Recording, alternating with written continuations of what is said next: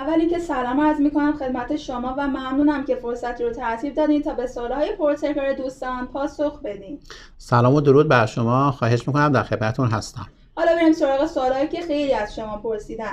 شما بیشتر در حوزه صادرات فعالیت دارین یا واردات؟ ما واقعیتش این هستش که توی هر دو حوزه فعالیت داریم، اما اگه بخوام بگم بیشتر توی حوزه واردات. بیشتر چه کالاهایی رو وارد میکنید؟ بیشتر قطعات یدکی خودرو، لوازم جانبی موبایل، لوازم آرایشی و یک سری ابزارآلات صنعتی، اما محدود به اینها نیستیم. هر آن چیزی که دوستان نیاز داشته باشن ما میتونیم 0 تا 100 واردات رو براشون انجام بدیم. شما بیشتر چه کشورهایی واردات انجام میدید؟ با توجه به نوع کالا از کشورهایی مثل چین، امارات، ترکیه، هندوستان و بعضا کشورهای اروپایی. و در آخر پیشنهادتون برای کسایی که میخوان تازه تجارت رو شروع کنن چی هستش؟